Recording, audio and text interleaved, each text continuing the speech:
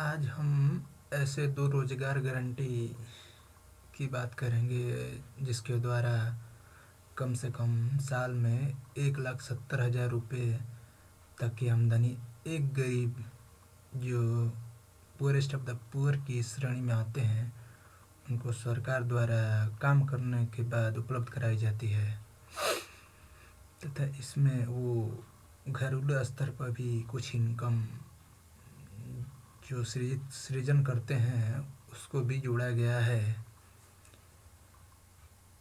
पहला है जो जिसका नाम मनरेगा है। मनरेगा की शुरुआत 2005 से मानी जाती है। इसको अगर देखा जाए तो 23 अगस्त 2005 को एक अधिनियम के द्वारा पारित किया गया था। इसकी शुरुआत 2016 से हुई थी। इसमें मिनिमम 100 दिन का गारंटी रोजगार देने की प्रावधान किया गया है तथा कम से कम 30,000 तक रुपए की कमाई हो जाती है तथा इसे 200 जिलों में जो गरीबों से गरीब श्रेणी में आते हैं वहाँ इम्प्लीमेंट किया गया है। राज्य में अलग अलग इसकी मजदूरी तय की जाती है।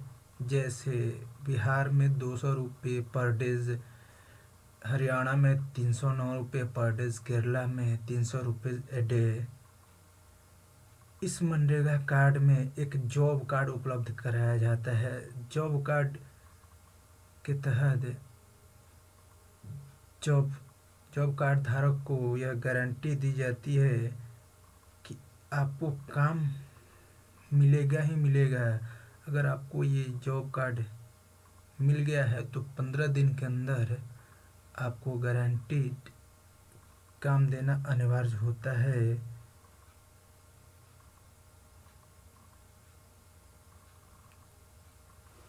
इसमें अगर देखा जाए तो सरकारी डाटा के अनुसार पिछले 10 साल में सरकार ने 3,14 या कहें 3.14 लाख करोड़ रुपये गरीब मजदूरों को काम करने के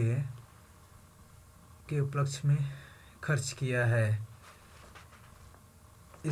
इसके बारे में अगर हम देखें तो कुछ सर्वे डाटा वगैरह आया है उसके अकॉर्डिंग सरकार से यह आशा की जाती है कम से कम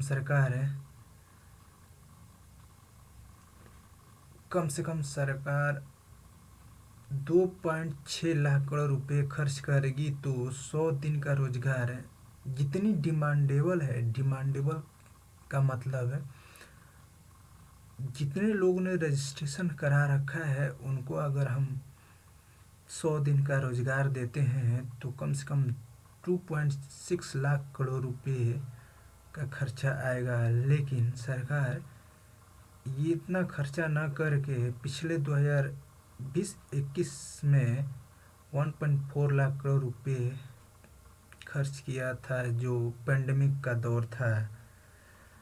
इसमें एक बात और है कि जो एक्टिव जॉब कार्ड धारक हैं उनकी संख्या 15,26,33,432 है 2021-22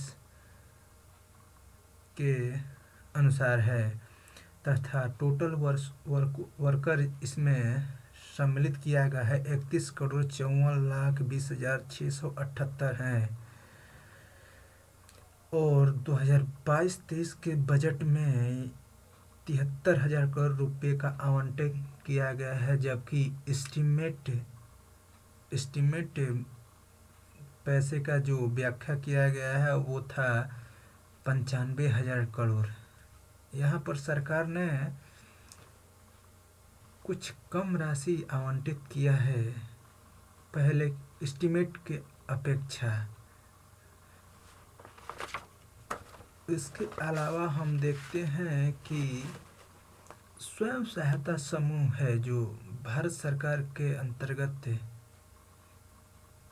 है, काम करता है। इसको अगर देखा जाए तो इसकी उत्पत्ति बांग्लादेश से मानी जाती है। मोहम्मद यूसुफ ने इसको बनाया था।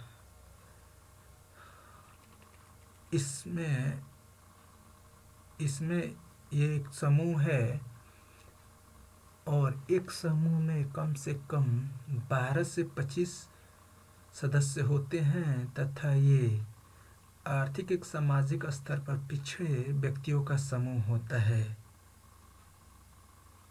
इसमें सस्ते स्तर पर लोन दिलाने का प्रयास किया जाता है तथा इसमें हर किसी को अल्टरनेट करते हुए सभी को एक एक बारगी लोन की सुविधा दी जाती है। 2019 तक इस समूह में सदस्यों की संख्या जो थी, सदस्य नहीं बल्कि एक समूह में 12 से 25 लोग होते हैं, अर्थात यहाँ पर 66 लाख स्वयं सहायता समूह का गठन किया गया था। वहीं देखा जाए तो 2021 में 70 लाख स्वयं सहायता समूह का गठन किया गया था। यह समूह खुद से रोजगार सृजित करने हेतु बनाया गया था, जो 2011 से भारत में लागू है। अब हम बिहार राज्य में जो स्वयं सहायता समूह कार्यान्वित है उसको बताने का प्रयास करेंगे।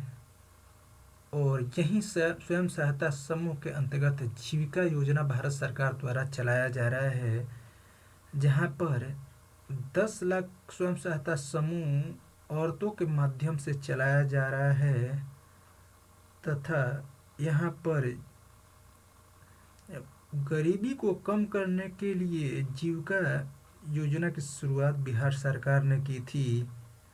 जीविका मॉडल को 534 ब्लॉक तथा 38 डिस्ट्रिक्ट में राष्ट्रीय ग्रामीण जीविका मिशन के तहत चलाया जा रहा है। और कोविड के समय इस जीविका मिशन के सदस्यों ने जिनकी संख्या लगभग 45.5 लाख है, 45.5 लाख थी, उन्होंने बहुत सारे एक्टिविटी में पार्टिसिपेट किया है। जैसे कि मास्क के निर्माण में उन लोगों ने 2.14 करोड़ मास्क का निर्माण किया है।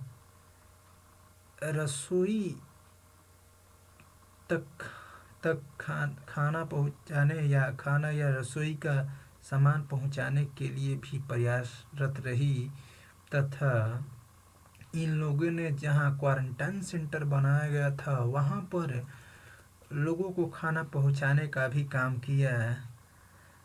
अगर देखा जाए तो जीविका की सैलरी यहाँ पर हम बताना चाहते हैं कि जो सबसे लोवेस्ट स्तर के व्यक्ति होते उनको कम से कम साल में 1,20,000 तक देने का प्रावधान किया गया है। लेकिन जहाँ तक लोकल स्तर पर हम देखते हैं तो 15,000 महीने पर व्यक्ति होता है, 1500 महीने पर व्यक्ति होता है। और उसी जीविका समूह में कई सारे लोग होते हैं, अर्थात उस समूह में जितने लोग होते हैं उसके अकॉर्डिंग कम से कम ये जो राशि है 1,20,000 की, वो पूरे समूह के लोगों के अनुसार हो जाती है 1,20,000 साल में। लेकिन पार्टिकुलर व्यक्ति नहीं होती है। वहीं अगर बड़े स्तर पर इनके कर्मचारियों की सैलरी देखा जाता है तो सीनियर अकाउंट मैनेजर की सैलरी होती है 27 से 29,000 प्रति मंथ।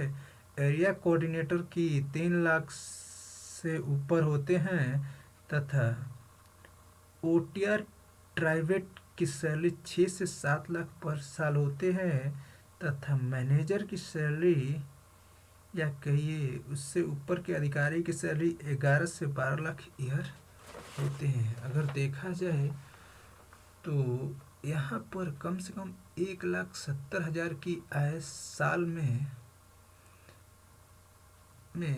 एक परिवार अर्जित कर सकता है इन दो योजनाओं से। इन दो योजनाओं का भी लाभ पुअरेस्ट ऑफ द पुअर लोगों तक पहुंचाने के लिए लोगों में जागरूकता फैलाना आवश्यक है।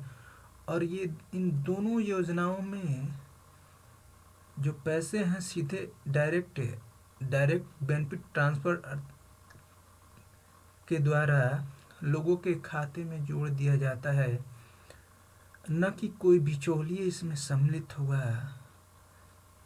और इन पैसों को आप अपने इच्छा अनुसार खर्च करते हैं, न कि कोई दूसरा आपका इन पैसों का उपयोग कर सकता है।